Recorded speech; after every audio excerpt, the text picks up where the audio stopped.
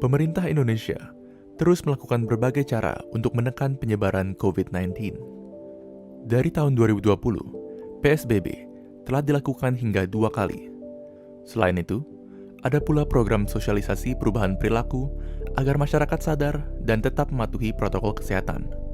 Tujuannya agar mereka disiplin mandiri menaati protokol kesehatan.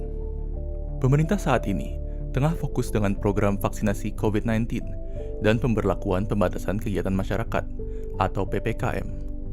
Dalam program tersebut, pemerintah juga telah menganggarkan dana khusus vaksinasi yang menembus angka 74 triliun rupiah untuk memvaksin seluruh masyarakat Indonesia secara bertahap.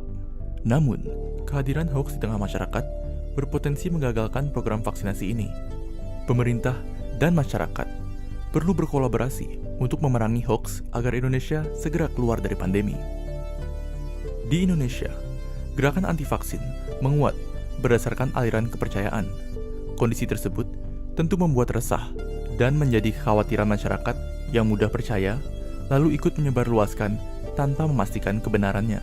Padahal, pengadaan, distribusi, dan pemberian vaksin tersebut telah diatur secara ketat oleh pemerintah.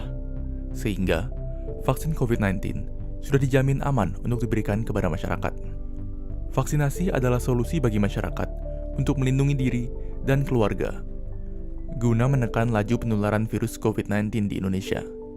Jika hoax tidak ditangani dengan serius, tentunya membuat sejumlah pihak khawatir dan akan semakin sulit untuk mengakhiri pandemi ini, karena akan mempengaruhi opini masyarakat agar tidak mau menerima vaksinasi tersebut.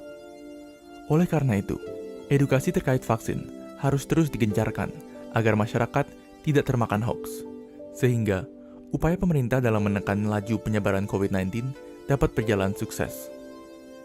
Pemberian vaksin merupakan salah satu upaya yang dinilai paling efektif untuk mengatasi pandemi COVID-19 yang masih terus berlangsung. Vaksinasi dilaksanakan untuk melengkapi upaya pencegahan penyakit COVID-19, seperti memakai masker, mencuci tangan, juga menjaga jarak dan menghindari kerumunan.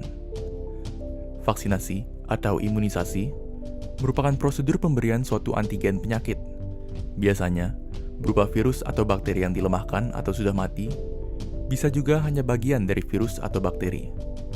Tujuannya adalah untuk membuat sistem kekebalan tubuh mengenali dan mampu melawan saat terkena penyakit tersebut. Sebenarnya, sistem kekebalan tubuh terhadap suatu penyakit bisa terbentuk secara alami saat seseorang terinfeksi virus atau bakteri penyebabnya. Namun, infeksi virus corona memiliki risiko kematian dan daya tular yang tinggi. Oleh karena itu, diperlukan cara lain untuk membentuk sistem kekebalan tubuh, yaitu vaksinasi. Ada banyak manfaat yang bisa diperoleh jika Anda mendapat vaksin COVID-19. Di antaranya, 1. Menurunkan angka kesakitan dan kematian akibat COVID-19. 2. Mendorong terbentuknya herd immunity. 3. Meminimalkan dampak ekonomi dan sosial. Manfaat vaksin COVID-19 tidak hanya untuk sektor kesehatan, tetapi juga sektor ekonomi dan sosial. Jika sebagian besar masyarakat sudah memiliki sistem kekebalan tubuh yang baik untuk melawan penyakit COVID-19, kegiatan sosial dan ekonomi masyarakat bisa kembali seperti sedia kala. Berikut ini adalah beberapa kelompok yang termasuk prioritas vaksin COVID-19. 1. Tenaga kesehatan yang memiliki risiko tinggi untuk terinfeksi dan menularkan COVID-19. 2.